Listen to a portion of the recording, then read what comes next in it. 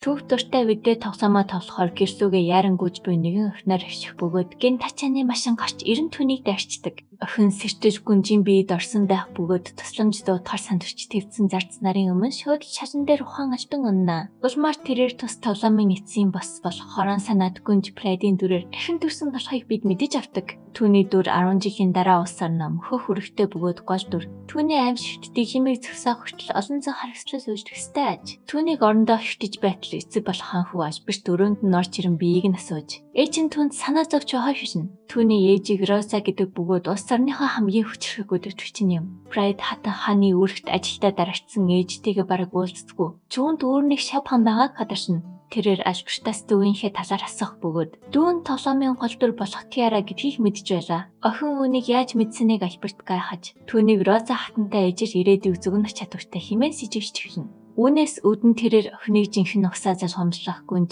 гэж харж өвшигч Прайд үе яг ингэж өнөхсгөө мэдж бай. Альберт түүнийг амхыг захиад өрөөнөөс гарах бөгөөд хаан толсын хүмүүс онцгой чадвартай төрдөг болохыг Прайд сандаг. Ирээдүйг зөгнөх чадвар нь хамгийн үнцэнтэд тооцогддог бөгөөд хаан ширээн цэг хүндэл тохирох тул үүнийг эзэн шигч нь хаан ширээг засамжиждаг аж. Тоглоомон дээр ч түүний дүрдүүтэй гэдгийг зөв тааж энэхүү чадвараа харуулснаар хаан ширээг засамжлах хэрэгтэй болдог байна. Гэвч Прайд өөрийгөө тоглоомын эцсийн босс тул эцэст нь яаж шийдвэр хүлээж үхэх тавшинтай гэдгийг мэдж байсан тул нөхцөл байдал өөр байв. Тэрээр Тиара эсвэл түүний дурширт залуугийн аль нэг нь өгдөг муу төсвөл байдгийг мэдвч тэдний сайн хүмүүс харин өөрийн дүрийг цэвэрч өтгөх гэдгийг мэдэх тул энэ төсвөл түлхийг хүссэнгүй. Яг тэр мөчид тэр нэг зүйлийг санаж орон дээрээсээ хордон босаад зарцнараа сэтгийнхээ талаар сон. Зарц нар түүнийг хатан хаанд ирэхээр ясан гэж хэлэхэд охин цонхоо нээж цонхны татсан дээр гიშгэн альбертыг дуудав. Зарц нар түүнийг цагсаахыг оролдох боловч охин тэдэнд саад болохгүй байхыг тушаана. Прайд альбертэд дугуй нэвгсэн тал асалтаж болцсохгүй. Химэн тэрхүү тэргэн цохгүй байхыг анхааруулв. Гинт хүчтэй сашхиж охин доош унах боловч нэгэн зарц түүнийг шүүрэн авч эвцэгтэй мөчөд орж амжина. Зарц нар шууд толгой бүрхийж өршөж ирэнгүү бөгөөд энэ нь Прайдд өөрийнх нь дүр тэднийг шийдвэж бүр цаазын ял өгч байсныг санагдуулна. Үүнээс болж охин зарц нараас өөрчлөлтгүй уйдах бөгөөд энэ нь тэднийг гайхшруулж ирхв. Өрөөнд орж ирсэн альберт зарц нар буруу зүйл хийсэн эсхийг асуухад охин өөрөө буруутай гэдгээ хэлж тэднийг шийдэхгүй байхаггүй байна. Тэр өдрийн өрөө альберт охин 6 дахь төрсөн өдрөөрөө Тиартай уулзах болно гэдгийг хэлээд туслах хосохоор нэгэндээ үрчиж авах хэрэгтэй байгаагаа тулгана. Маргааш нь охиныг шилтгэн татвар асгаж байхад зарц нар түүнийг огт өөр хүн шиг өөрчлөгдсөн тухай шимжлэнэ. Тоглоомын Прайдтай огт ажилгүй тус бүгдийг үгүйсэхийг хүсэх зураа тэрээр эцэг гэх нь хоёулаа амьд байгааг анзаарах бөгөөд тоглоомон дээр тэд аль хэдийн хүсэн байх ёстой байв. Иймээс тэрээр энэ дэлхий дээрх түүхийг өөрчилж чадна гэж бодно. Альберт түүнд тоглоомын дурсалт залуусын нэг болох Стэж хэмээх дүүг нь танилцуулж түүний туслах болно гэдгийг хэлв. Стэж орон зайн шилжилтийн чадвартай бөгөөд олон удаа цогтхойг оролцсон тул чадварын дарах гав зүсэн байлаа. Маргааш Стэж түүнтэй хараад байдлын гэрээ байгуулах тул гав зөх шаардлагагүй болно гэдгийг Альберт хэлнэ. Өөрийнх нь дүр Стежийг хурч хараад байдлын биш, үнэнч байдлын гэрээнд гарын өсөг зуруулан түүнийг бүрэн хяналтаа оруулж боолсохож байсныг Прайд санана. Энэ нь түүнийг түүхийг өөрчилж чадахгүй. Зүгээр ч зохиолын дагуу явж байна уу да гэж санаа зовход хүргэв. Тэр орой охин Стежийн өрөөнд очиж ээжтэйгээ уулзмаар байгаа эсхийг нь асууна. Альбертийн ширээнээс нууцаар авсан гавны түлхүүрийг Прайд үзүүлэхэд Стеж тэгшин хэд хөдлөнө. Прайд гавыг нь тааших гэтэл Стеж хэрвшиж пенээс цогтвол ээж нь түүнтэй хамт шийдэхэд хүлээх болно гэдгийг хэлв. Албан ёсны мэдээлэл ирснээс хойш шилтгэн рүү явах хүртэл ээжтэйгээ хамт байх ёртой. 2-7 хоногийн хугацаа байсан тухайгаа Стэж тайлбаршина. Тэд салах өдөр тэрээр уйлж байсан ч ээжтэйгээ зөв ёсоор салах эсхий чадсан юм. Тэрээр зогтчихвол өөр нэг хүүхэд түүнийг орж өөртөө надад завсан амсхыг гэхээс хайж байгаа тул ээжигээ мартаж гүнжид зүтгэх болно гэв. Прайд Стежийг үнэхээр сайн хүү гэж бодохын зэрэгцээ өөрийнх нь дүр түүнийг аргаач ээжийг нь хөнөөлгөж байсныг санана. Сэтгвэн ихэд өвдсөн охин түүнд сайн унтахыг захиад цаашаалхав. Маргааш нь тэд гэрээнд гарын өсөг зурж Альберт түүнийг гэр бүлтэй хүлээн авснаар Стежийн гарыг тайлав. Стэж Прайдыг гүнж химэн дуудаж түүнийг хамгаалж дэрэгдэн дахта байртай байх болно гэдгээ хэлнэ. Прайд тэднийг одоо нэгэнд гэр бүл болсон тус хэд албан ёсны байх хэрэггүй гэж хэлв. Гэвч эцгийнхэн туслах болох канцлер Гилберт тэдэн дээр ирж бусдын өмнө гүнжийг албан ёсоор дуудаж байхыг Стэж зөвлөнө. Мөн түүний зөгнөх чадварыг мэдэх тэрээр Прайдыг хатан хаан болоход тохирсон гайхалтай нэгэн болжээ хэмээн мартна. Pride стейжийг дагуулan шижгэнээр явж номын санг үзүүлээд хүссэн үедээ ашигч тусгай хийлнэ. Өдөлгүй охин түүнийг хідэн ном бариад зогсож байхыг харах бөгөөд хүү гинт хүн дээр амьсгалсан газарт онно. Стейж ханиад хүссэн байх бөгөөд ээжигээ санан уйж хийнэ. Стейжийг маш их зүйлийг туулж шижгэний амьдарч сурцахын тулд шаргуу хичээж байсныг Pride ойлгоно. Өөрийнх нь дүр стейжд ямар хариг сандж байсныг бодсон охин өөрөө ууж гişв. Стейжийг юу болсныг асуухад Pride түүнийг ээжтэй нь хонтог байлгаж чатаагүй дээ уучлалтгүй чангаас чанга твэнэ. Тэр ихүү хизээч гондаахгүй бөгөөд хүн бүрийг инээмсэглүүлэхийг хүсэж байгаагаа хэлээд хэрэг өөрийгөө жигшүүр татан болол аж тасахыг стейж цахина. Стейжийг гүнжийг хамгаалах тухай бодон хөтгцөөр Pride түүний өрөөнд дунтаад өгнө. Тоглоомын нэгэн хэсэгт стейж ээжигээ хөнөөхөөс өөр аргагүй төрснийхээ дараа Pride-ийг авахар оролдож бүйдэр зэрэг харагдана. Pride түүнийг үнэнч байдлын гэрээнд гарын үсэг зурсан тул өөрийг нь авч чадахгүй химээ мухаг гэж дуудана. Стейж ээж нь ямар буруу хэрэг хийснийг асуухад Pride түүнийг ямар ч буруугүй зүгээр зугаацхан тул төгсөн ээжигээ хөнөөхийг нь харахыг хүссэн гин. Стейж өгөхийг хүсэх боловч Pride түүнд өөрийн амиа хорч болохгүй гэсэн тушаалгана. Pride түүнийг шоосон гинэхэд хүү өвдөх сөхрөн өнөх бөгөөд өшөөгөө авахар хатуу шийднэ. Харин тэдний бодит ертөнцид стейж зүтгүүлээ. Гисээр сэрэх боловч юу байсныг нь санаж чадахгүй байв. Дараагийн хичээлдээ бэлдэж байхдаа тэрээр Pride-ийн очиорыг өөртөө авснаа анзаарна. Тэрээр гүнжтэй өнгөрөөсөн мөчөө санаж ужмаар ээжд нь албан ёсны мэдвэглэгч байсан үеийг гэрхэнд орсон. Ээж нь мэдвэглийг аваад мөнгө хэрэггүй хэмээн уйлж салхахынхаа өмнө стейжийг авч явахгүй байхаа гуйж байжээ. Тэр үед ээжийнх нь гаргасан царай Pride-ийн царайтай тунтстэй байсан юм. Стейж гүнжийн гинэн зангийн талаар сонсоод түүнийг хатан хаан болохыг далимдуулан ашиглахаар бодож байснаа ичнэ. Энэхүү төлөвлөгөөгөө өөрчлөн түүний таасыг олж чадвал усын хожийг өөрчилж чадна гэж бодон шийдвэрийг туслах. Өчгөр жишээ удирдагч болохын тулд чадах бүхнээ хийж байжээ. Гэвч тэрээр Pride-ийн өөрийгөө жигсүүр татан бол бос алж тастахаарэ гэж хэлснийг санаад гүнж юунаас төвчээ айж байгааг хаан. Яг тэр мөчид Pride түн дээр ирж өгөх зүйл байгаа тул хамт явахыг хүснэ. Охин стейжийг Альберт дээр дагуулж очиход Альберт түнд зориулж онцгой тохиолдол гаргаснаа хэлээд нэгэн тогтуу гартуулна. Хүү дөхтөний нээж үзтэл түнтэй захидлаар харилцах боломжтой болсондоо баярч буй ээжийнхэн захидл байлаа. Түнд сайн сайхныг хүсгэд Альберт түүнийг Pride-ийн хүсэлтээр хийсэн гэж хэлэх үед стейж нулим сонхоо. Тэрээр үргэлжлүүлэн ээж нь сар бүр тотмол мөнгө авч сард нэг захидал хүлээж авахч өөрөө жишг ганцхан захидал ишээ авах боломжтой хийжээ. Pride түүнийг тэрэн бүгд түнд хайртай гэж хэлв. Тэгээд тэр ийм сайн хүн байж Pride яагаад тийм жигшүүртэй хатан хаан болохоос айгаад байдгийг бодно. Тэр түүний ачийг хариулахыг хүсэж амиараа хамгаалахаар шийддэг. Дараа нь стейж захидалтаа юу бичээ бодож явахтай хүмүүс Pride-ийн ямын чин зангийн талаар ярихыг санамсаргүй сонсов. Тэгээд цонхоор харсан ч тэднийг сайн харж сонсож чадсангүй. Тэрээр зайнаас шилжих чадвараа ашиглан бодны ард нөөгдөж өрөөжлүүлэн тандав. Стейж канцлер гэж бичдэг хэсэг ирчүүдтэй байхыг харах бөгөөд тэд түүнийг Pride дорд үзэж байгаа тус ичих хөстэй жирийн ард гэж ярьж чившв. Стейж үүнийг худлах гэдгийг мэдэх бөгөөд Гилберт үүнийг Pride-ийн хаан ширийг залгамжлах хэрэгэд эргэжлүүлэхийн тулд тарааж буй мэт харагдана. Тэгээд тэр түүнийг мэдүүлэхээр өрөөндөө буцаж ирсэн ч одоогийн шиг нь байвал хүмүүс түүнд итгэхгүй байх гэж бодов. Тэрээр Гилбертийнхээс илүү их төшийг олж авахын тулд зүгээр нэг зургаас илүү хинээс ч илүү зарчим байх хэрэгтэй гэж бодно. Тэрээр Pride-ийг заваа насанд хүрэгчдээс хамгаалахын тулд бүх хүндэстэн таалагдахыг цодаад төрхтэй болохыг хүсэж улам сайжрахаар хичээв. Стейж одоо түнд үнэнч бөгөөд Pride-аас өөр хэнийг ч хатан хаан болохыг зөвшөөрөхгүй. Үүний зэрэгцээр Роза Тиарад маргааш төрсэн өдрийн баяраар нь Pride стейж нартай уулзахыг хэлэхэд тэр тэдэнд таалагдах болов гэж сандарна. Дараа өдөр нь язгууртнууд Тиарагийн төрсэн өдрийн баярт цуглаж Pride стейж нарыг орж ирэхэд олох ташив. Стейж Розад өөрийгөө танилцуулж гэр бүлийнх нь гишүүн басандаа баяртай байгаагаа хэлээд дараагийн аймаг захирагчийн хуваар Pride-д туслахаа амлаж язгууртнуудын бишрэлийг төрүүлв. Альберт Тиара нар мөн орж ирэхэд Pride өөрийнх нь дүр өссөг өдөрт хойд цорын ганц гэлэн болж Тиара хайртай хүмүүстэйгээ нэгдэн түүнийг унах хэвээр санана. Язгууртнууд түүнийг яг Роза шиг харагдаж байна гэж бодох бөгөөд тэр мөчид язгууртнууд өөрийнх нь талаар хизээч тэгж хэлж байгаагүй Pride татахаж эхэлнэ. Тэр тэдэндээ санал нэгдэж Тиараг өхөөртөн гэж үзэгч хатаар хаж байсан ч түүнийг зовоохгүй ахаар шийддэг. Альберт Тиараг ах эгч нартай танилцуулж Pride түүнийг илүү сайн мэдхийг тэсэн ядан хүлээн. Тиара түүнтэй уулзсандаа баяртай байж түүнийг хичээ гэж дуудахад Pride түүнийг тоглоомын өхөөртөн хол дүрээс хүлээж болох тэр хөрхэн зантайг анзаарна.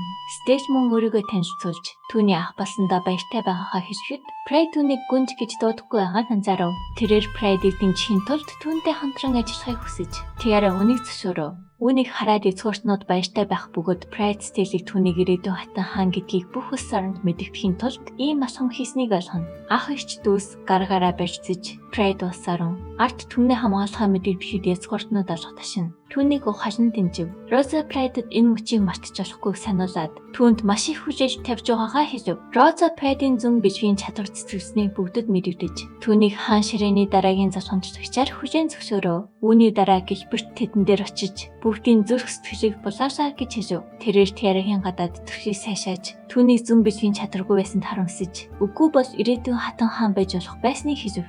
Гэвч Стелл түүний яриг тасалж юу гэсэн үг болохыг нь асуув. Гэлберт өөрийгөө бүдүүжиг байснаа хүчээр зөвшөөрч Стеллийг одоо хааны гэр бүлийн шиг харагдах болж өөрчлөгдсөнийг хэлв. Тэр Стеллтэй түүний жирийн ард байсан гарч үсгийн талаар ярихыг хүссэн ч Стелл түүнд Pride-ийн ачаар үдий зэрэгт хүрснээ хэлв. Тэгээд тэр үйл ажиллагааг төрөмгийн байдалд үзүүлэн Tiara-тай хамт түүнд үргэлжлүүлэн зүтгэхийг хүсэж байгаагаа хэлв.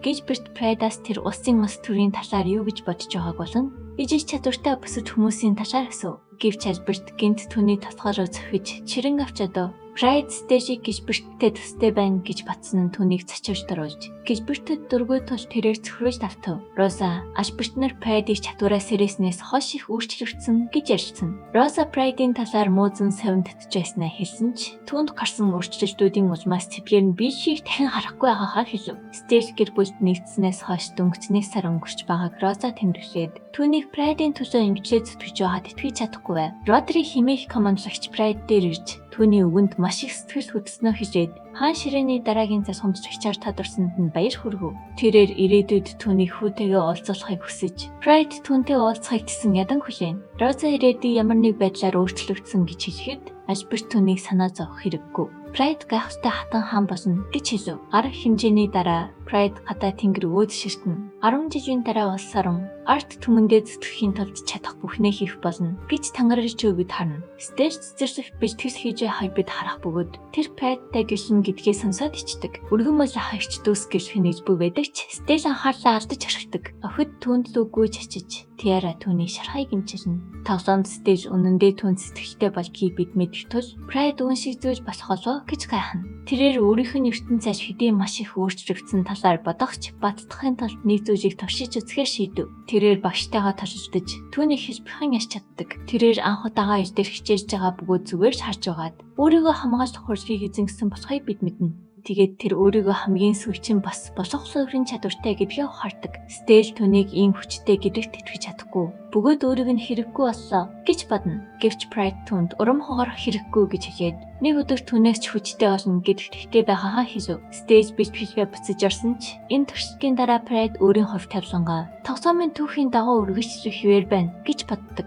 Гэвч Stella Tiara нартай өдрүүдийг өнгөрөөж чадна гэж найдаж байна. Pride хааны хүлэг баатруудыг ажиглахаар очиж түүнийг дээд ахмад гүшаш хөвтөн авлаа. Гэвч Pride ахмад яагаад байхгүй байгааг хан. Ахмадыг хүч зэрэгэлдээ устайхан төрсэн цэргийн сургуулиуд хийхээр дуудагдсан гэж түнд хэлв. Stella Pride-ийн анхны ажигч дээр ахмад байхгүй байгааг бүдүүшиг хэрэг гэж бодно. Гэвч Pride маш сайн ойлгож ахмад байхгүй байсан ч хүлэг баатрууд гайхалтай байна гэдэгт итгэжтэй байгаагаа хэлв. Pride хүлэг баатруудын бэлтгэл хийхийг ажиглаж тэдний ур чадварыг биширнэ. Гэвч тэрээр өөрийнх нь дүр тоглоомонд тэднийг бүгдийг нь өөрийн тушаалаар хэрхэн ашиглаж байсан тухай боддог. Тэр мөчид нэгэн хүлэг баатраг гүйжирч Ахмадын баг хөрш зэрэгтэй улс руу явах замдаа халтлагаа төрсөнийг Clark мэдэгдэв. Clark гэхлээр Pride-ийг аюулгүй газар хүрэх хэрэгтэй гэж бодсон ч тэрээр ажиллагааг өдөртөн чиглүүлэхийг шаарддаг. Тэд хорсын өрөө рүү чивших бөгөөд тэнд Ахмад Rodri-ийн нөхцөл байдлыг мэдээж байгааг бид харна. Stella хүлэг баатруудын нэгнийхэн чадварын ачаар тэд харьцаж чадж байгааг тэмдэглэв. Rodri бүслэгдсэнийг бид харагч одоогоор ямар нэгэн хөрш амсаагүй байгааг тэр тэмдэглэв. Clark түнд нэмэлт хүч хийлгэсэн ч ирэхэд 30 минут дутуу байгаа хийв. Rodri тэдний сум хэдийн дуусж байгаа тул тийм удаан дис чадах хэсэгтэй ирэлтжээ. Гэсэн хэдий ч Pride-д төлөвлөгөө бий. Тэр Stella-ийг хэрэг координатууд нь байвал өөрийн биеийн жинтэй тэнцэх хэмжээний ямар ч зүйлийг зайнаас чиглүүлж чаддгийг хэлв. Тиймээс тэр тэдэнд илгээж болох хангамжийг бэлтгийг тушаав. Stella хангамжийг илгээж Rodri-гийн ирчүүд сэтгэл санаагаас сэргээж чадаж байгааг бид харна. Ахмад Stella-ийг энэ чадвараа өдийг хүртэл нууж байсан итгэж чадахгүй. Хүлэг баатруудын нэг нь дайснууд руу бөмбөг хаяж болохыг санал болгосон ч Rodri түүний хүндэтгэжгүй гэж нэн дараа зэмлэв. Stella хэрэг Pride тушаавал дуртай яа хийнэ гэсэн ч тэр түүнд дахин хизээч ийм зүйл хийж болохгүй хэлв. Clark цэргийнхээ өмнөөс хүлцэж очиж Pride стейжийн чадварыг нууцлахыг тэдэнд сануулв. Стейжийг дайнд ашиглахыг хүсээгүй бөгөөд түүнийг чадвараа өөрийнхөө төлөө болон хүссэн зүйлээ хамгаас хот ашиглаасай гэж хүсэв. Нэгэн цэрэг нэмэлт хүч ирэхэд 10 минут дутуу байхаар мэддэв. Clark тэдний хагас нь Родрид таслахыг тушааж нөгөө хагас нь хатан дээрх тайсныг баривчлахаар болов. Энэ хавийн газар тортүргүй байхад тул хөлөө болгоомжтой тавихыг Родри тэдэнд анхааруулна. Гэвч энэ нь Pride-ийн тоглоомоос сансан зүйлийг сануулж тэрээр хад нурна. Гэсэн зүүн совин татсны хийж хадан дээр гарч болохгүй гэнт анхаарууллаа. Тэрээр угсаа залгамжлах гүнж гисэн эрх мэдлээ ашиглана. Тэднийг бүгдийг нь урахыг тушаав. Цэргүүд хийж дуусгахаар яаран атсан ч Родригийн хөл унасан хадан тавчил тавьцны улмаас хадны оролцоо гацсан болохыг бид мэдж авна. Тэр өөрийн хөлөө цавчих гэж оролцсон ч бүтсэнгүй. Учир нь түүнд эрдний шархнаас хамгаалдаг зүслийн хүчингүй болох тусгай чадвар байдаг ажээ. Родри үүнийг өөрийнх нь төгсгөл гэж бодсон ч түүний хүү гинт гарч ирэн түүнийг аимшигтай аав гэж дуудаад ээжийнхэн төлөө амьд үлдэхийг шаардав. Родри дайснуудад бүсрэгдэж эцсийн хүчээрээ тэнцэхдэгт биштгэн. Pride өөрийн хийж чадах зүйл байхгүй гэж бодсон ч дайснуудын дундаас нэгэн танил хүнийг олж харав. Дайснууд түн рүү дайрч тэр тэднийг няцаасан ч тэд буу түнд үйлчилж байгааг анзаараад түн рүү будж хэлжээ. Түүний хүү өвдөгс өгдөн хин нэгнээс аварч эренг байсан ч Pride ус орныхоо хүн бүрийг хамгаална хэмээн түүнийг тайвшруулв. Тэр стилээс өөрийн талааны талбарт шилжүүлж өгөхийг хүссэн ч тэр үүнийг хитрхи аюултай гэж үзв. Pride өөрийн зүгээр байх болно гэж итгэхийг хүссэнд тэр түүнийг асын зайд шилжүүлв. Дайснууд Родриг дуусгах гэж байтал Pride гинт гарч ирэн тэднлөө будаж хэлжээ. Тэрээр хадан дээрээс өсрөн бууж тэднийг бишгэртэй байхыг сануулсан ч Родри түүнийг холдохыг шаардав. Pride түүнийг өөрийнх нь эрхийн тал хамгаалах нь түүний үүрэг гэж хэлээд дайснууд руу дайршаа. Тэр тэднийг устгаж хэлэхэд Родри түүнийг үнэхэр дөнгөж 11 настай охин гэдэгт итгэж чадахгүй байв. Гурван нэр түүн рүү дайрсан ч тэр давталгааг нь дээгүүр өсрөн болтож тэднийг бүгдийг нь нам онхов. Тэд өгөхийг орчсон ч тэр буу гартаа оруулж тэднийг будаж хэлсэн тэд түүнийг ямар нэгэн мангас гэж бодов. Хад нурч хишгэд Pride саяхан харсан өнөх хүнээ барьж авлаа. Тэрээр Родрид өнөх хүнээс зурхыг тушаагаад хэрэг чадвараа ашиглахгүй бол бүгд өгөх болно гэдгийг сануулв. Хад тэднийг дарахад бишэн болоод байлаа. Тоглоомын хэсгээс Родригийн хүү аавыгаа алхахыг харж буй дүр зураг гарна. Clark Родригийн өхөлд гүшүүдхэн зэрэгцээ баатруудад амьд үлдсэн хүмүүсийг хайхыг тушаав. Гэвч Pride амиа алдсан Ахмадыг догсон. Түүний өвчийг өрөвчтэй байсан гэж хэллээ. Родри бусдыг оргуулахын тулд амиа золиослсон гэж Clark хэлсэн ч Pride эцэстэнтэй дижлэн өгсөн тул ямар ч ялгаагүй гэж үзв. Тэрээр хөрөгчдөд санаа зовхгүй байгаагаа хэлээд шинэ баатруудыг өргөж эсвэлж чадна гэж амжин Clark-ийг шинэ хамдаар томилов. Родригийн хүү Pride-ийг иммунэж тавьчийг урьдчилан харсан атлаа бүгдийг хөлхийг зөвшөөрснийг мэдэж аавынхаа үсийг авахар уурсан хорсон. Тэр одоогийнхоо байдлаар юу ч хийж чадахгүйгээ мэдж байсан тул аав шигээ баатруулахаар шийдэж Pride-ийг шүүхийн өмнө авчрахаар үсээд солив. Бодит ертөнцид хад нуранги Pride болон Rodri дээр унаж бүгд хамгийн муу зүйл тохиолдлоо гэж эмээж хэлв. Гэтэл нэгэн хачирхалтай хадны тогтц тэдний анхааршийг татлаа. Бусад баатруудыг ирэх үед өнөөх тогтооц нурж тэд хоёулаа амьд гарч ирэв. Ахмадаа амьд үлдсэнийг харсан баатрууд төлийн их баярсан бөгөөд Pride Rodriгийн шархыг эмчилгээс өмнө байсныг цагтан харахыг тушаав. Баатрууд түүнийг хэн болохыг гайхад Rodri түүнийг гүнж гэдгийг долгож үүнийг сонссон бүгд мэж гайхав. Хуршийн танхимд тэд нэг ч хүний амарстэйг гэсэн тажин хүжэн орч энэ нь бүгдийг баярлуулав. Гэвч стейж Pride-ийг тулааны талбар руу явуулсан атлаа түүнийг хамгаалахын тулд юу ч хийж чадаагүйгээ харна. Rodri тэргүүн шугамын цэргүүд түүнийг дагалтмынхаар ирснийг дуулгаж Pride-ийг нэн даруй цайцтай буцахыг хүсв. Rodri түүнтэй ярилцах олон зүйл байгаа тул уулзалт тоглохыг хүсжээ. Тэр цайцтай буцаж ирсэн бөгөөд Pride баатруудтай уулзалт хийв.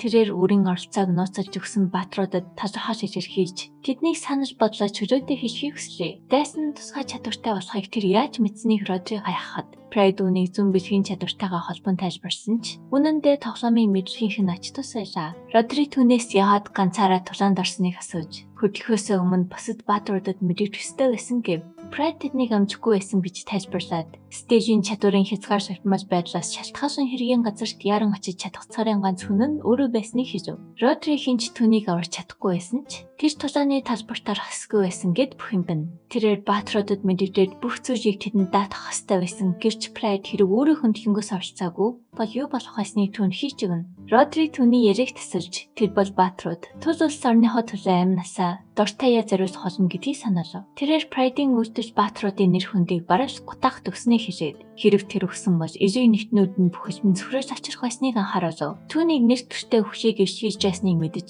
хийсэн үг нь зөв болохыг ухаарсан ч Прайд Родригийн хүү аавынхаа өхөл хичнээн их асуудах байсныг бодно. Родри түүний амнаас тэднийхээс хамаагүй зөв үнцэнтэй тул тэдний төлөө амиараа дэнчинтэй өгсгөө гөргөжлөлн сургав. Прайд түүний үлдэж зарим нэг асуудал үүсгэсэн тул түүнийг үнэн хэсний хүлээн зөвшөөрч чимээгүй бай хай шаардав. Гэвч тэрээр Родри зөвхөн түүнийг авраагүй. Өтөхгүй түүний өдөрт цовдоор орох баатруудыг ч мөн аварсан гэдгээ хэллээ. Тэдгээр баатрууд ирээдүйд илүү олон хүнийг аврах болно. Учир нь арт түмнийг шууд хамгаалах нь тэдний үүрэг гэж тэр мэдэгдэв. Тэрээр баатруудад амь насных нь үн цэнийг сургаж хэрэг тэднийг хамгаалах баатар байхгүй бол олон хүн өгөх болно гэв. Тиймээс нэр төртэй өгөх тухай мартаж оронд нь нэрийг нэгтнүүдэд аврах талаар бодохыг тэр тэднээс хичээнгүйсэн хүслээ. Прайд Родри түүний төлөө зүрх сэтгэлээ зориулдаг эрхэн тойрныхоо хүмүүсийн тухай хэлж өөрийн амь насны үн цэнийг ойлгохгүй байхын санаалав. Тиймээс тэр зүгээр нэг жирийн цэрэг байсан ч тэр яг ижил зүйл хийх байсан гэлээ. Прайд боломжтой болгондоо хүмүүсийг аврахыг хүсдэг бөгөөд өөрийнхөө нэгдүгээр гүнжийн байр суурийг сануулж арт түмний төлөө амьдардаг тул ямар ч хэрэгцээгүй хүчийг зөвшөөрөхгүй гэдгээ хэлв.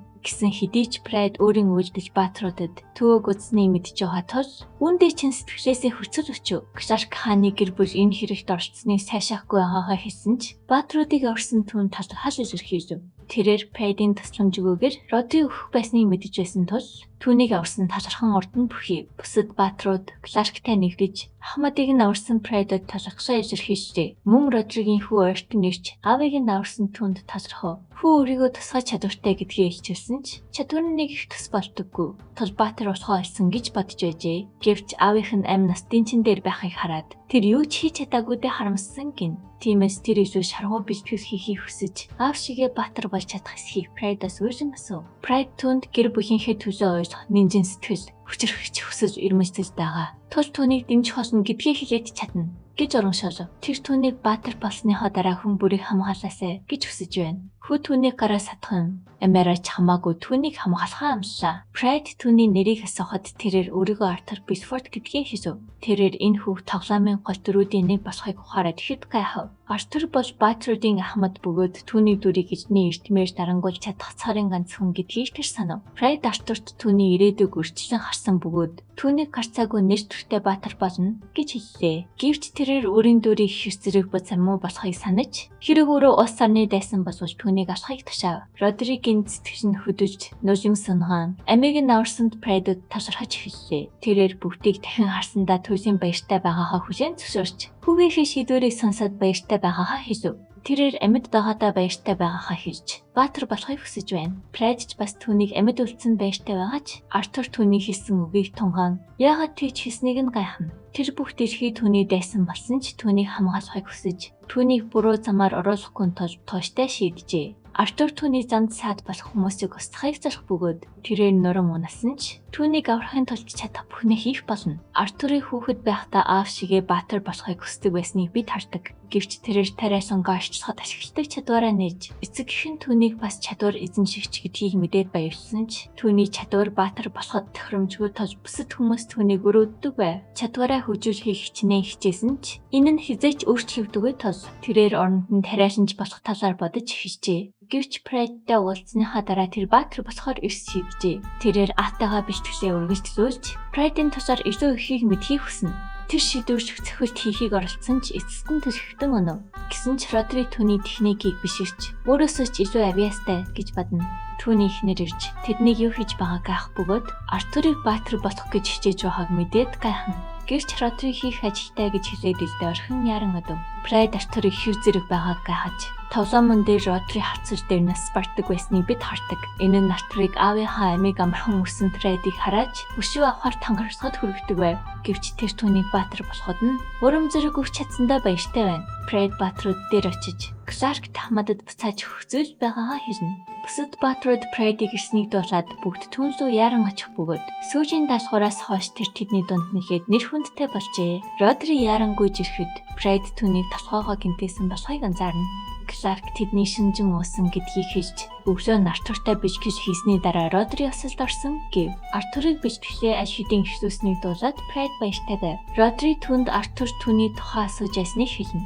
Гэрч яг тэр мөчид Артур Родри дэрдийг нь авчирч өгөхөөр ирж Прайдыг хараад ичиж сандарна. Бүх баатрууд түн зүү харан инээн сэсвэгч тэр явахаар зэхнэ.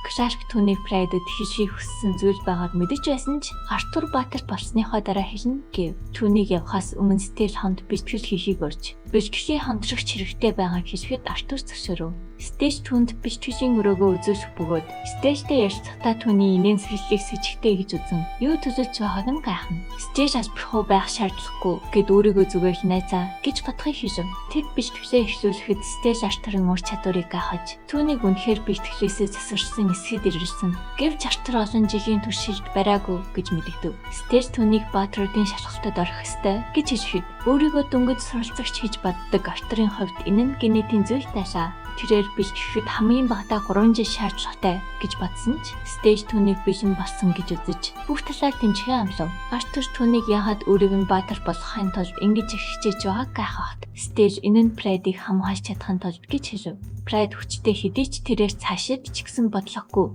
зөй хийх вэ гэж санаа зовдөг аж. Тэр түүнийг хамгаалах зорилгоор бэлтгэл хийж байгаа ч өөрөө хангалтгүй гэдгийг мэднэ. Тэрээр Артурыг хэр хүчтэй болохыг гадарч байгаа тул түүнийг хамгаалагч нь болгохыг хүсжээ. Артур өөрийгөө дөнгөж суралцагч гэж бодож байсан тул үүнийг хачирхалтай гэж үзсэн ч Прайдын тухай бодоход түүнийг хамгаалж чаддаг болохыг хүсв.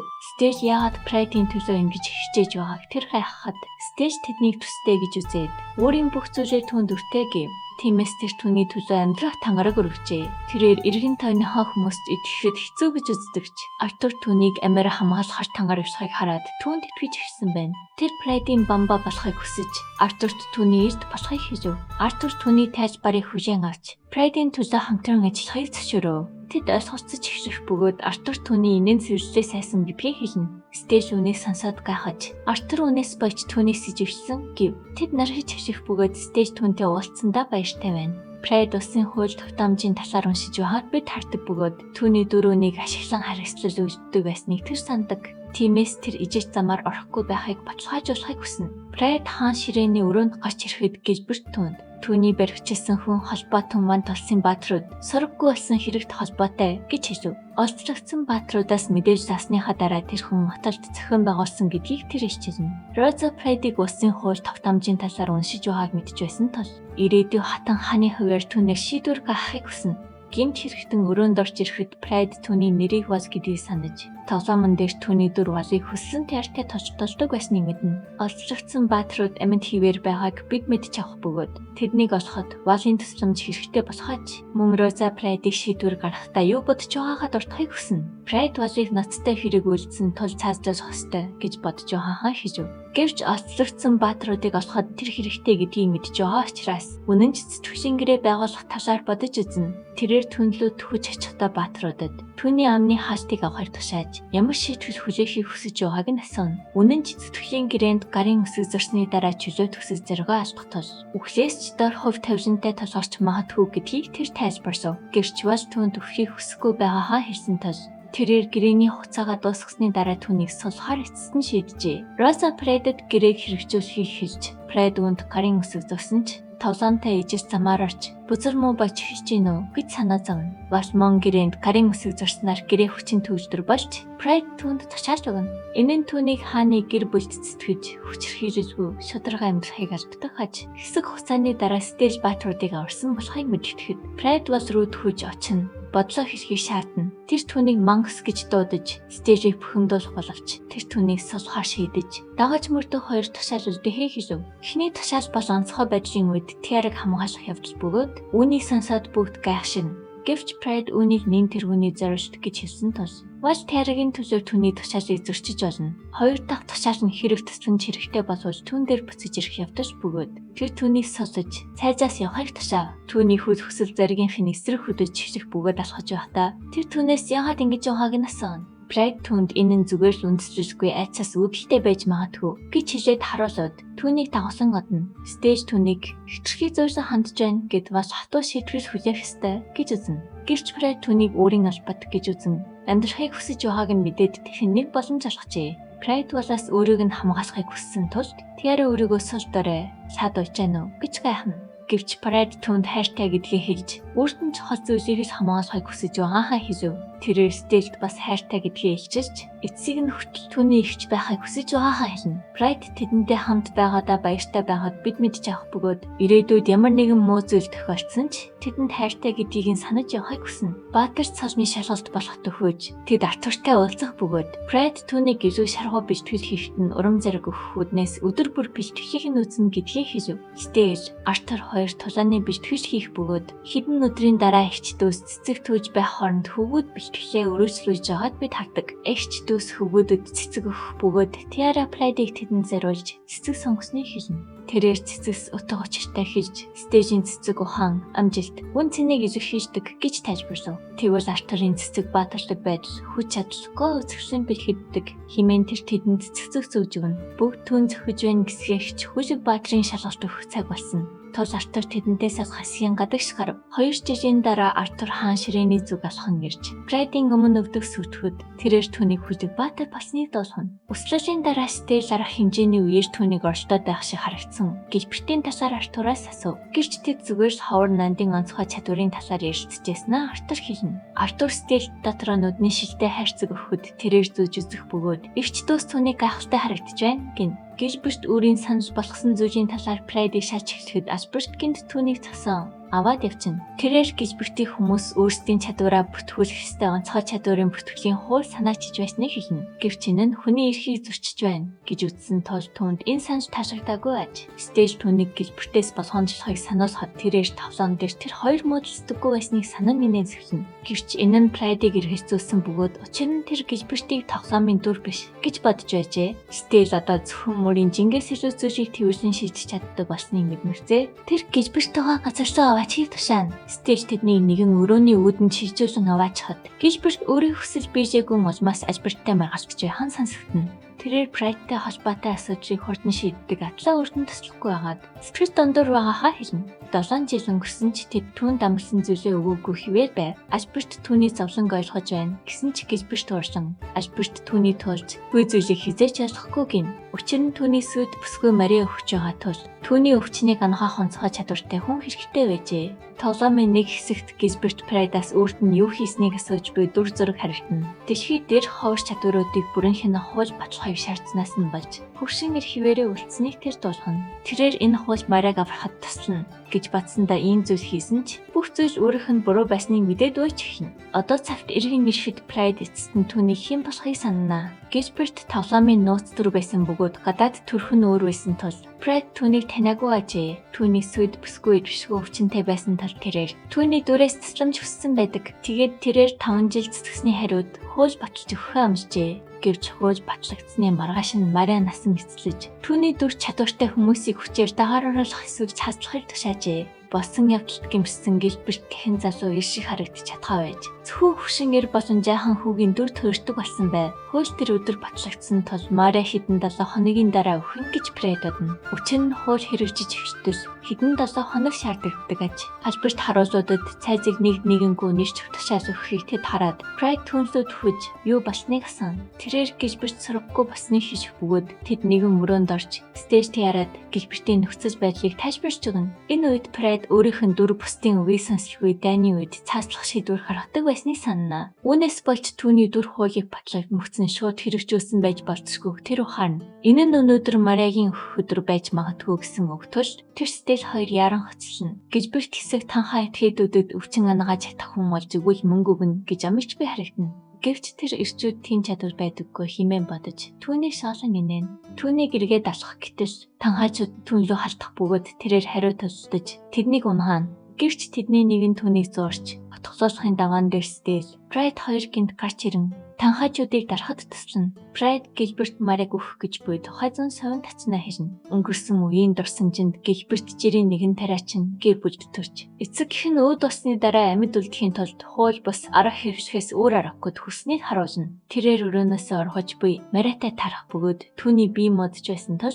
өрөөнд нь хортог байсныг бид мэднэ. Охин түүнийг уулзч буй анхны хүн нь гэд олон хүн харж болох газар аваач хүснэ. Гэлберт түүний хүслийг биелүүлж тэд хотыг алсаас талдан харна. Мари түнд энэ бол амьдралдаа харсан хамгийн үзэсгэлэнтэй зүйл гэхэд хүү хүссэн үед нь дагуулад ирж байгаа юм шин. Охин түүний саншийг зөвшөөрөх бөгөөд охин түнд амьдрах шалтгаан өгсөн тул тэрээр амьдралаа өөрчилж гайгүй ажиж дарна. Нэгэн нөрөө Мараа өөрийгөө сүйд залуутай гэдгийг хэлэхэд тэрээр уйж эхэлнэ. Гэвч охин түнд хайртай гэдгээ хэлээд түүнийг үнсэн. Тэрээр 16 нас хүрч гэрсэх хүртлээр түүнтэй үргэлжлүүлэн уулзахыг хүснэ. Гэлбэрт өөрийн насыг өдөртөх боломжтой мөнхийн залуу нас хэмээх чадвараас ирэн. Тэгээд тэр Мараад хэсэг хугацаанд уулзахгүй гэдгээ хэлээд заавал эргэж ирэх юм шин.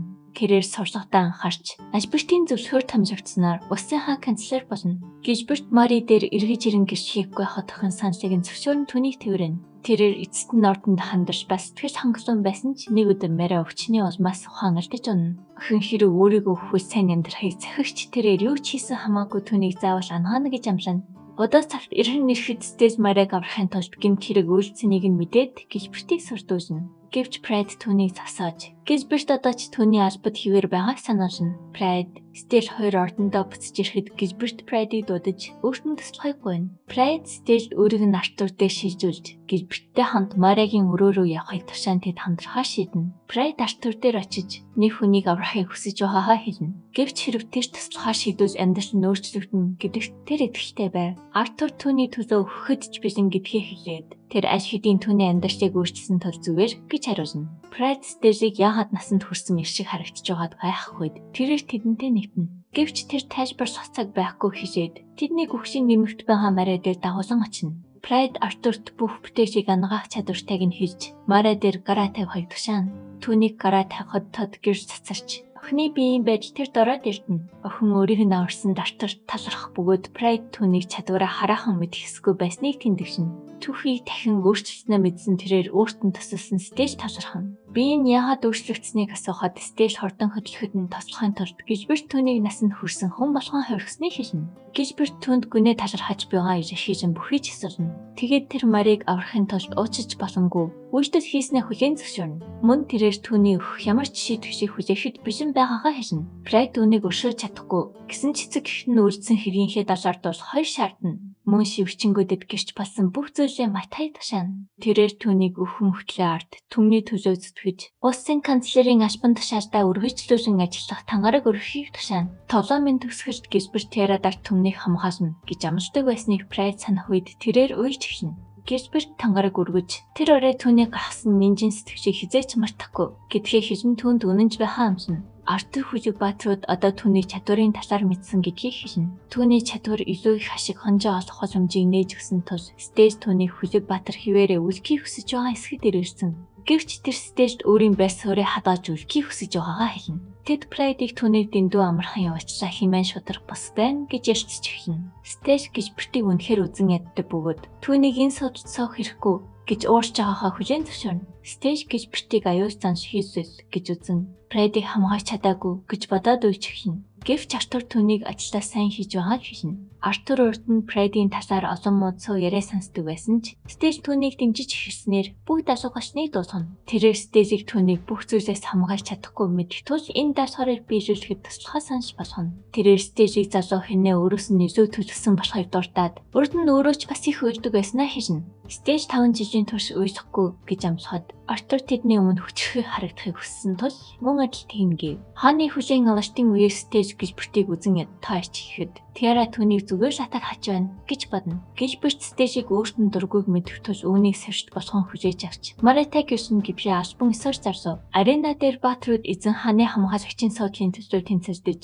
Артур бүгдийг нь арчин хаяж цоолыг хүртлээ. Тэд тэрхтээ явж явахдаа зөвхөн Родри Жарк хоёрт оролцоогүй бөгөөд хүн бүр чавшаахаа хэрээр тэнцсэн тул өрсөлдөн. Хэр ширүүн байсныг ярьцав. Прайд баатруудын цашин нэмэх талаар бодож байтус тэдний замын нэг нэр хааж тэрэг гинт зөсөв. Тэр түүнийг болж болохыг таньж яран очиж биеийн шалгалаа. Тэр өдөр хожуугаас ухаан орж Прайд түнд цайсад хүрэгдэн нэрснийг нь хижив. Тэр түүнийг үл хүндэтгэх гэсэн боловч үнэнч байдлын гэрээ түүнийг засааж өвдөгс хүрүүлв.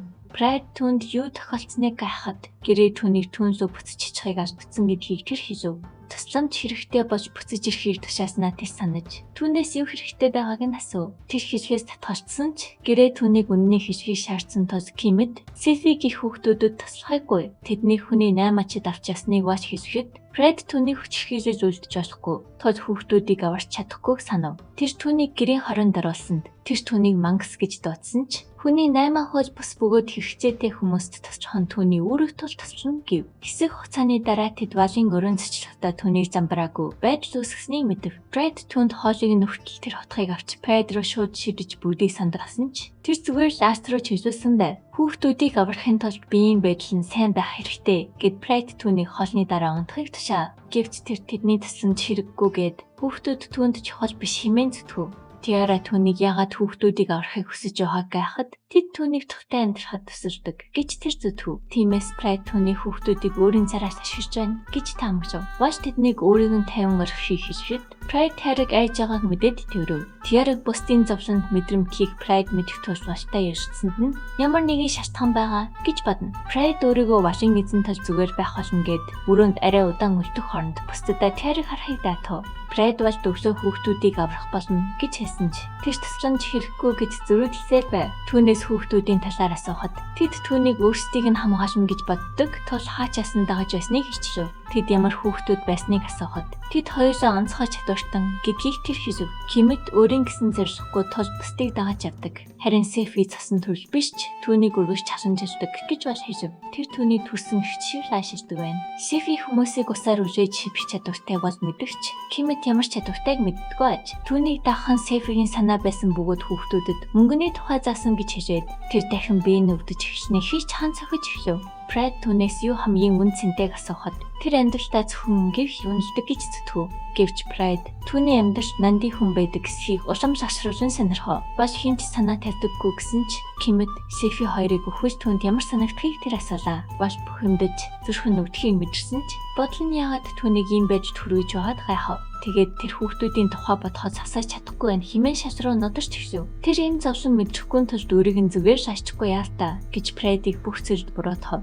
Тэр гинт үйлж юу болоод байгааг толгой нэрхсэн тул Фред түүнийг өөрийн сэтгэл хөдлөлтөө ойлгохгүй байна гэж дүгнэв. Тэр түүнийг тэрвэрэд өөрийг нь түшрэхгүй байхаар тушааж энэ зовлон нь түүний шийдвэрийн нэг хэсэг гэдгийг тайлбарсан. Тэр түүнд хүүхдүүдэд санаа зовсондоо бие нүвдэж тэд түүний гэр бүл шиг болсон тус урж байгааг нь хэлж сэтгэл хөдлөлийн талаар зааж өгөв. Бас хүний 8 ачттай уулзсан ч тэд хариуд нь 5 хүүхэд хүссэн бөгөөд тэр дөнгөж дөрвийг авчирсан тул Кимэд Сефи нарыг солихоос татгалзав. Тэр өөрийгөө тавтахна гэсэн ч тэд түүнийг үн цэнгүү гэж үзсэн тул тэр чадвараа харуулж тэдний бодлыг өөрчлөв. Бас тэднээс Кимэд Сефи нарыг солихыг шаардсан ч тэд бараагаа хизээч тавьж явуулахгүй гэд оронд нь түүнийг хүлж орхив. Бас болон хүүхдүүдийг тэр ихсүү шидэх бөгөөд өнөөх 4 хүүхэд нь үнэндээ Фред болон бусд нь байсныг бид мэдж авна. Тэд хүний 8 ачттай уулзахаас өмнө хоригдлуудыг аварсны дараа бааtruуд хүний 8 ачтыг устгах чадхаар дайсны бааз руу нэвтрэх төлөвлөгөө боловсруулсан тодорхой болов. Олон нийт тэдний хэн болохыг мэддэг тул төлөвлөгөө бүтэхгүй байх вэ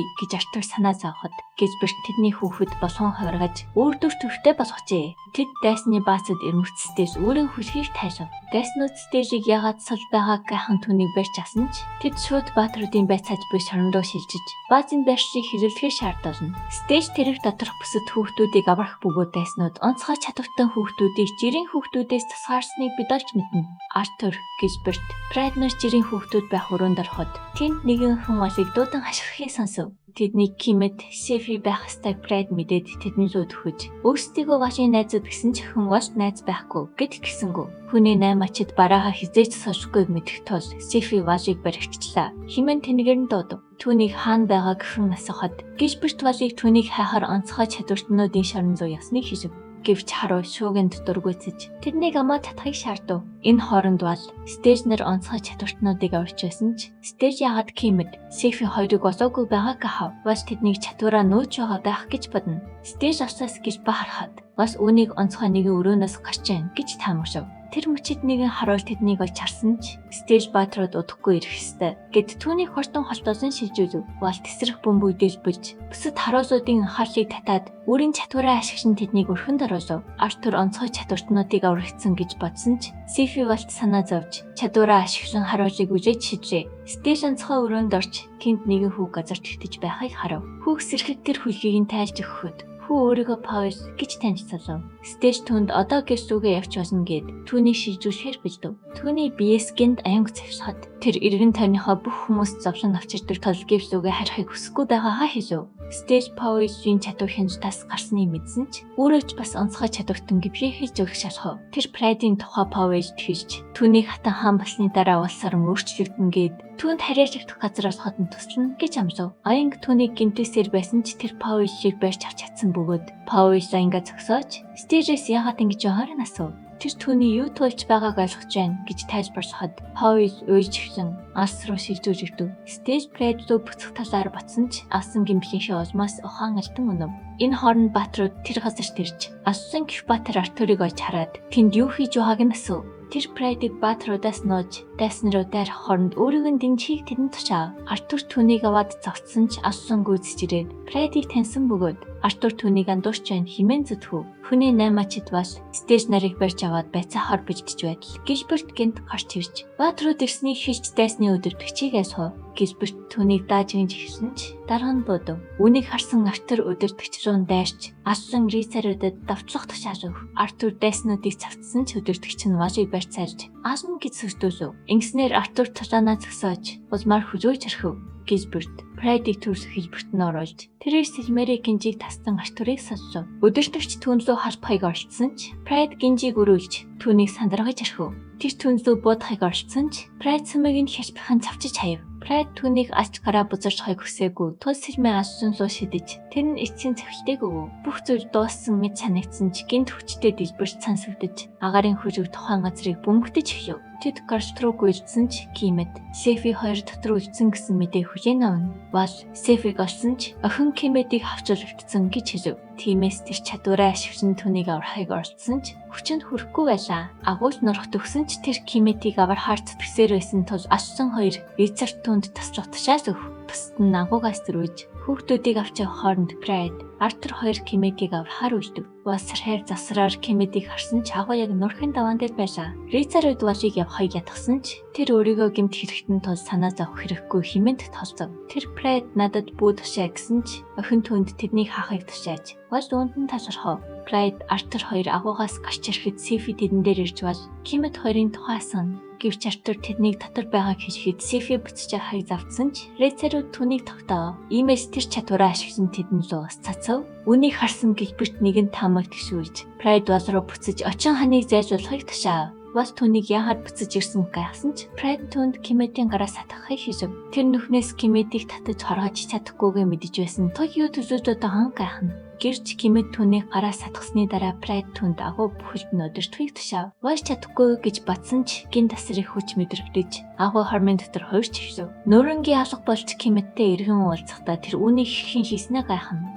Гилберт Кимэдийн тусгай чадвар нь хэрэгсвчийн хүчийг өсгөх явдал байж магадгүй гэж таамаглана. Учир нь тэр Сефиг харуулуудыг ялах үед ямар хүчтэй байсныг сансан бөгөөд Кимэдээс сарсны дараа түүний чадвар хамаагүй сарсан байв. Бас үүнд итгэж ядан гараараа агууг өдөртөж хишв. Тэрээр өөрөө хүчтэй тавцсан өсгөж тэд агуугаас гарч чадлаа. Сефи Кимэдийг хараад түлэн их баярлах бөгөөд үл үзэгдэгч агарын хөлгөөс нэг нь ирж тэднийг ажиглажээ. Тэр эр хөлгөөс бөмбөг хайж тухайн газрыг дэлбэрчдэр очив. Сефи хавцлаас унах төгсөн ч баш түүнийг аварч оронд нь өөрөө доош унав.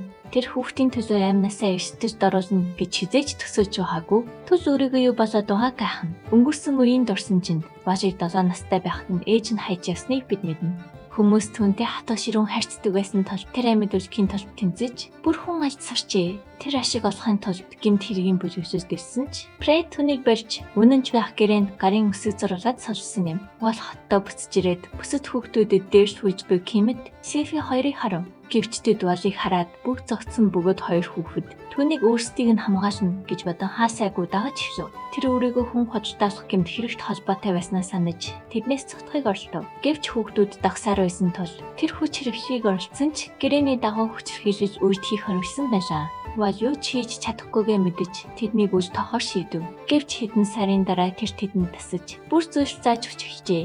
Сефи ус зарч бизнесээ эхлүүлж тэд биенээ хасамжлан харьцаа нь олон гүнзгийрөв. Гэрч нэг өдөр хүн хождаас очиж хүүхдүүдийг барьж Өдөртөгч нь маш их задан Кимэт Сефи хоёрын оронд 5 хүүхэд авчирхайг тушаав. Тэр хариу зохиж төхөхийг орчсон ч үнэнч байх гэрэн түүнийг зогсоож харин тэр Прайдаас тасран төгсөж болохоос нь одоо цагт Was эцэст нь хүүхдүүдийг аварч чадсандаа баяртайр хол заяатагаа юмшин. Гэвч Прайд түүнийг гүйцэж ирээд хараас нь натах хайв тушаав. Тэрээр стейжийг дуудахад стейж даруй хаан орж тэдний байгаа газарч шилжин нэрч тэднийг аюулгүй газарт хүргэв. Кимэд Сефи хоёр башийг унаж өгсөн гэж бодон уйлж яжаа. Гэвч бас тэдний ард гарч ирэн хүүхдүүд түүнийг амьд үлдсэнийг хараад туйлын их баярсан. Дараагийн өдөр Настор бөмбөгтөж тариутсан хүнийг хараахан бариагүй байгаа тул Прайд болгоомжтой байхыг санаасав. Бас хүүхдүүдийн хамт хүрэлцэн ирж Прайдын хүрэгтийн ажиж тасарсан байв. Ихэгчийн 5 хоног зарцуулдаг даасгарыг түүнийг ганцхан өдөрт амжуулсан Прайд гайхна. Гэвч стейж захтаж албан ёсны болохыг батлав. Тэр бас ажлаа сайн гүйцэтгсэн талархаж түүний хүүхдүүдийн хамт хааны гэр бүлийн онцгой твэрчэд болсныг залуу. Кимэт Сефи хоёр үүнийг сонсоод баярч Прайд устдаа сургууль байгуулж хүүхдүүдийг илүү сайхан амьдруулна гэж амжив. Тээвэрчний үүргээ биелүүлбэл сургууль байгуулах эрхэн гэдгийг тэрхэлэхэд бас түүнийг эзнээ химэн хүлээн зөвшөөрч энэ зорилготод туслахаа амжив. Прайд Артурыг гэж бэртдээ тождож байхыг харах бөгөөд Артурт ямар ч боломж байхгүй мэт харагдана. Гэж бэрт стейжийг нэгдэхийг урьсан ч стейж түүнд дургүй хിവэр байсан тул татгалзав. Хэрв тэд түүн луг ганц цохилт хийж чадвал гэрбэрт өрсөж төчөө гэмтээхгүйгээр ухаан асталдаг техникийг зааж өгөө амжив. Стейж үнийг сонирхож Артурт хоёулаа гэрбэрт лөө хамт дайрцгаая хэмээн тулаанд нэгдэв. Тэд түүн лөө давталсан боловч тэр дайрчдыг нь болтож тэдний хэлбэрхэн болгож авна. Бол юу болоод байгааг гайхан ирэхэд Тиара хүүхдүүдэд белүү санаж болохоо. Сефи үүнийг сонирхож Вал Кимэт хоёрыг хамт сухайг өрөв. Вал Кимэтийн гараа сатах гэж байгаад андууран Прайдын гараа сатгсан стейж Артур хоёрын хардаж сэргэлийг төрүүлв. Вал алтайгаа хомсорсон Кимэтийг дагуулсан хортхон холдоход гижбэрт өрсөж бичтийнхээ анхаарал санаж байгаа гэж хэлнэ. Явхасаа өмнө Тиара Прайд төвүүдийг гинчхийг хийсэн бөгөөд сэтгэхийн үгээ хэлбэл тэд урам зориг орно гэж боджээ. Тулаан санжирч хөвгүүд зодогж байгаа Прайд анзаараад тэдэнд босхийг хэлв.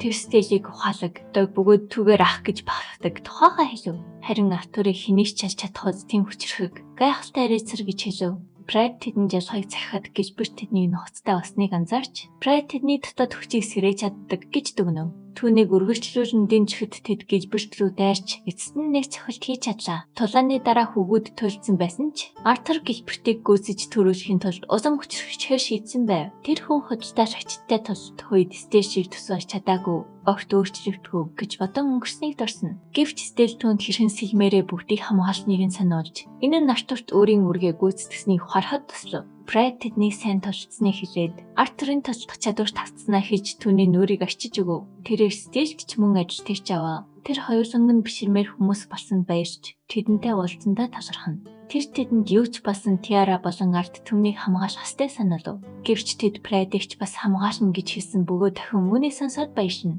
Прайд туусан бүхнээ тунгаах боловч энэ нь дөнгөж хэвсэж бөгөөд өөрөө эцсийн дарах болж магадгүй мэдж байв. Тиймээс тэр өөрт нь чухал бүхнийг хамгаалахын тулд чадах бүхнээ өргөжлүүлэн хийхээ шийднэ. Ингээд энэхүү түүхийн рекап өндөрч байна. Үзсэн та бүхэндээ чин сэтгэлээсээ баярлалаа. Хэрв танд таалагдсан бол лайктарч манай сувг бүртгүүлээрэй.